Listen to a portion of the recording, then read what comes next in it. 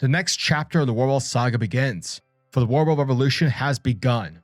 But what strategies does Mongul have up his sleeve, and how far does the villain's influence reach across the DC universe?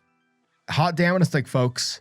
Philip Kennedy Johnson is setting this story arc to be one of the most memorable runs of the Man of Tomorrow. Johnson has done impressive work in making this off-planet storyline come together smoothly and making this war feel meaningful. Too often do these kinds of arcs start out and end up so quickly that it barely registers. But this has felt like a brutal, lengthy conflict full of bloodthirsty, barbaric fights with such a dreadful setting and viciously savage pawns. And the good news is that with Superman's rebellion fueling the revolution to take over Warworld from Mongul, things are only just heating up. What makes this issue better than all the others is that it's a mix of action, mythology, and politics of war. Philip Kennedy Johnson takes his story to the next level, not by having the heroes neatly win or by dragging things out for the sake of issue numbers. Instead, he's drafted a natural progression of war where even victories can feel like a defeat. The villains take center stage in this issue, with Mongul strengthening his hordes of Warzoons, preparing to retaliate against Superman's rebellion, as Johnson highlights dictatorship and merciless callous of an oppressor who realizes that he's losing his throne. His behavior becomes increasingly erratic, his rage more intense, and he lashes out at everything from his closest advisors to random plants that accidentally crossed him. This issue also dives into the backstory of the champion of Mongul, who aside from the focus on the teacher or in the recent issues, had a veil of intrigue and mystique. Until now, when Johnson sheds light on the mystery surrounding the powerful orphan boxes and the establishment of the orphan as a major pawn. If you didn't already know, this run would give you enough evidence to prove that Johnson is an absolute master at world building.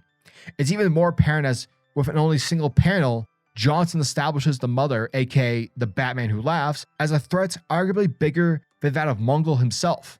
On the other hand, Johnson sets up the stage to reunite the Authority as Superman, Midnighter, and Steel look to face down Manchester Black and Enchantress and potentially Omac from Mongul's slavery. But near the end of the issue, he introduces a tangible way for Superman to fully regain his powers through a detailed never-before backstory to Warworld, while also revealing the motive for Mongul's larger plan, putting forth an avenue that pits Superman and Mongul in a race for the ultimate power. The only negative of this issue was that I couldn't help but feel as if I missed out on an issue because we last left off in the middle of Superman's rebellion, battling against the Warzoon kill squad to free Phaelosian slaves, and with Superman squaring off against, the heel of Omac and Mongul himself. This issue did start off with a time jump and it offered no closure to the results of that battle whatsoever. I feel that a panel or two just, picking up from the last issue would have really benefited this issue's quality. Johnson started a story arc grounded at Earth in the last issue, with Lois and John, Steel, regarding the injured Phaelosian foul law in the Genesis fragment on Earth, incorporating John Henry Irons into the fold. But that wasn't featured in this issue. But, I'm sure we'll get more of that, in future issues. In terms of artwork, Riccardo Federici handles the majority art while Will Conrad knocks out the few final pages of the issue. Both of them are top-notch as usual. Even though the page turns from Federici's art to Conrad's is a bit jarring. I remember I was reading that and I was like, wait, what's going on? And then, you kind of pick up from there. Their styles are very different, yet both bring their A game. Federici's lining work works incredibly well for this arc, as his highly detailed fantasy-inspired style is a unique fit for the harsh Warworld backdrop, and it's hard to see many artists fully capturing this, as sharply. While Conrad's art style is working overtime during Warworld's origin to get across what the script needs him to do. Colorist Lee Luffridge complements the artists in a way that pays to both their styles. For Federici's pages, Luffridge uses a subtle, slightly washed out look while utilizing more vibrant hues for Conrad's pages. His colors are the glue that holds the arc together. Overall, the entire Warworld Saga is shaping out to be one of the most memorable runs of the Man of Steel. And this issue continues to preach that, new story compelling. Aside from the one, negative of missed opportunity in the beginning, everything else about this issue is top notch, and that the art is phenomenal. Action Comics issue number 1043 gets an 8 out of 10.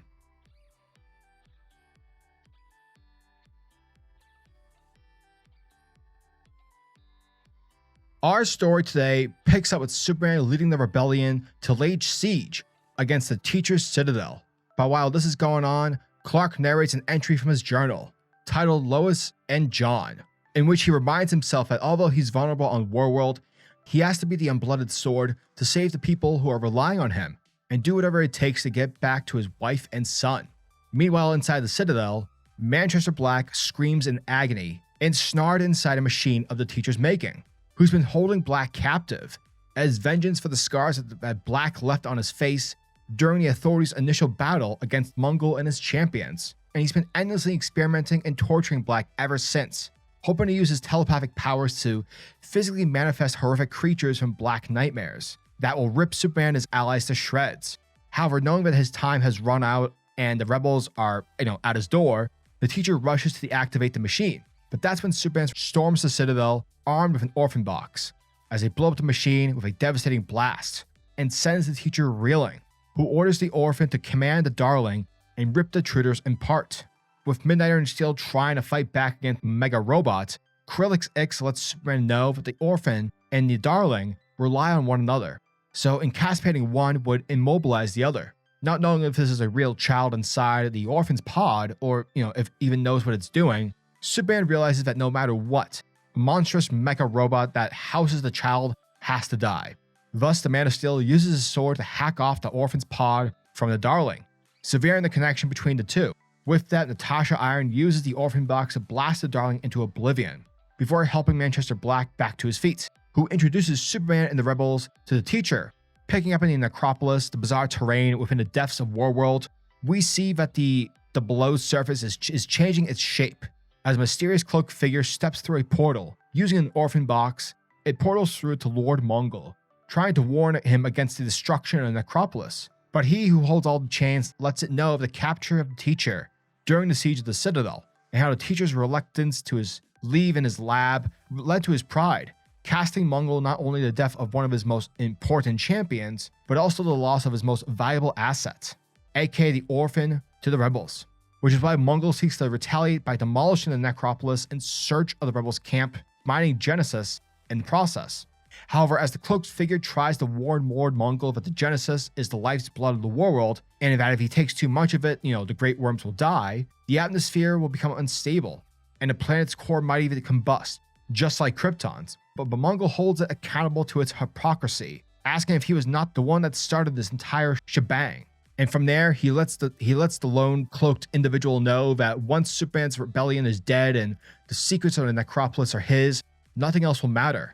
But for now, because of the rebellion, Mongul requires more warriors, and his newest plan can help him claim that. Thus, that's when we see Apollo being strapped to Warworld's controls, having been brainwashed by the blood priests of Mongul, as they force him to pilot Warlord to Finn, a peaceful agriculture member of the United Planets. Elsewhere at the Rebels' base, the orphan lays in its pod, reduced to a catatonic state since the death of Darling. Now, as the leaders of the rebellion gather around a table and wonder about what the orphan is, besides the fact that the teacher based the orphan boxes on its physiology, they can't get anything else out of the captive teacher. However, Midnighter proposes to torture the teacher on intel on how to free Apollo, Omak, and Enchantress. But that's when Steel lets him know that the rebels have seen Mongul move to the Starforge at the Engine City 1, aka the most heavily guarded place on Warworld. However, Krillix has found the whereabouts of Enchantress, but the only problem is that she's the mother's dearest possession. Thus, with Krillix bringing out the legend of the mother, and he lets them all know that, several years ago, Warworld found a rich little world ripe with conquest, and when Mongul, who was only the chainsman of the raiding party at the time, reached the planet's settlements, he found every man, woman, and child drained of their blood, hanging from the walls like little husks. Because apparently, when the locals found out about the Warworld's invasion, they awakened an vampiric witch queen, aka the mother. Rather than fighting it, Mongul bargained with it, promising her God knows what in exchange for a curse that would help Mongul in killing his father in order to take control as dictator of Warworld. And ever since then, Mother has resided within her nest on Warworld, where she keeps Enchantress captive, and although June Moore is alive, disturbing the nest to break her out would actually incur the wrath of the Mother and everyone on Warworld. It would destroy the planet. Picking up following the decimation of Finn, at the hands of Warworld, Lord Mongul sits atop a throne of carcasses, ordering the enslaved chieftain to summon his master. With Lord Premier Pharos appearing via a hologram, he gets taken aback by the sight of the other annihilation before him, and with coming face to face with Mongul himself, he asks the tyrants if the United Planets misunderstood the terms of their agreement with Warworld, which stated that if Pharos didn't interfere when Superman of Earth challenged Mongul, the United Planets would have nothing to fear from Warworld.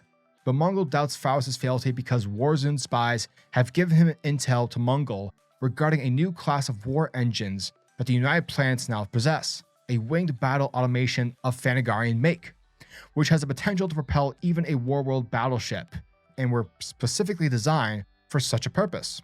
With Mongul asking for an explanation, Pharos tries to convince the mad tyrant that the United Planets mean no offense to his dictatorship, but Mongul understands because to offend him would be cutting off one's own throat, and one as wise as Pharos must be aware of this. Not giving him a chance to speak, Mongul continues on to let him know that to demonstrate that Mongul accepts Pharos' regret and that the United Planets will do nothing to desire war, Mongul accepts Thrine as a gift between allies, and all of its people will be taken as slaves of Warworld. But he also desires 10,000 the Thanagarian war machines as a gift, which will ensure peace and a long life for Pharos' United Planets, shared prosperously with its respected ally in Warworld. Elsewhere at the Rebels' base, deep within the caverns of the necropolis, Superman walks through the camp, narrating from his Warworld journal that exposure to Genesis has brought back some of his powers, but even without it, he can hear the Warzone wardrooms as well as the pounding of their hammers as they bring down the walls of the necropolis in search of this camp. But even so, Superman doesn't want the Rebels taking shelter any deeper than they already have to, because there's too much Genesis that's close to Warworld's core, which might give way to the Phaelosians manifesting their own powers. However, the effects of the radiation are far too dangerous and unpredictable. And it's here where we see Balayashi, the story speaker guy, walking with Kal-El. And he wants to tell Superman the story about the old inscriptions on the walls of the necropolis. And so getting a handle on the basic structure of the number system, Biash lets him know that these runes are some of the oldest writings in creation. And the stories that they tell are what he calls source myths, because many of them have echoed between worlds since time began, finding their way into mythologies of cultures all across the multiverse, like the story of King Arthur and the legendary Excalibur sword, or Orpheus descended into the underworld of Hades to recover his lost wife Eudoris. But one that sounds way too familiar to Clark is his own story. The last son of Krypton journeyed to become a hero of Earth and to find the Phaelosian race and free them from slavery, a story that Biash himself has heard 1,000 versions of within the mythologies of every single culture documented, because the events of Superman's coming have been echoed throughout the multiverse since the dawn of time. However, the next story is one that Superman needs to hear, because deep within the necropolis lies one of the 7 aspects of the mighty Ulgrin, the first and greatest of the old gods, so great of will and vision that he built worlds beyond all count, and his reckoning is so great of wisdom and passion that he bestowed wonders undreamt of even by his mighty kin upon each world, but so great of wrath that he slew his beloved daughter, who was most favorable by all the gods, and with that he was so great in madness that eventually all the other gods rose up against him from destroying their creation. Although they warred against him for millennia, Ulgrin was immortal, which is why the gods ripped him apart into 7 god aspects, in which Ulgrin remains alive but lessened in power, like Voldemort. And the gods hid the 7 aspects of mighty Ulgrin all across the multiverse, within cutting devices that are meant to protect it from wrathful and unworthy prospects. And when the old gods died, the story of the mighty Ulgrin faded from existence, and with it the last warning of the old gods was forgotten, except from the old writings in the necropolis, which state that if the god aspects of Ulgrin are found and are joined by the one who is worthy, he'll become the hero that was meant to be. However, if the god aspects of Ulgrin are found by one who is unworthy, like, Mongul, the mighty Ulgrin will return in all of his madness and will incur his wrath and fury on all of the creation, returning it back to darkness from which it was born. And with that, Biash informs Superman that Warworld is not some mere battle station or some basic tomb. It's an actual device that the old gods built, and the necropolis is a trial for those to face in order to solve the puzzle box that protects the fire of Ulgrin. For this is the greatest power of the old gods that Mongul seeks, and if Superman doesn't claim it first, Biash fears that Mongul will. Picking up on the Warworld surface, the rebels plan the defenses against any incoming attacks from the war zones. While they anticipate a fight coming from the Blood Road on the ground, that's when the defenders get attacked from the sky. from Mongul's newest fleet, compiled of Hungarian warships. And with that, the attackers ensued chaos. And that, folks, was the end of Action Comics, issue number 1043. And thank you guys for checking out my video, as it truly means the world to me. And as always, I'm your majestic sayer over at SuperCliff, and if you guys are new to the channel, then do me a solid by smashing that like and subscribe button, and also hit the notification bell so you'll never miss out on an upload, and so that you'll always be kept up to date with your favorite top tier comics happening in the comic book world. Now tell me, what are your thoughts and opinions on this issue? Are you guys excited for issue number 1044? Let me know down in the comment section below. And until the next video, peace.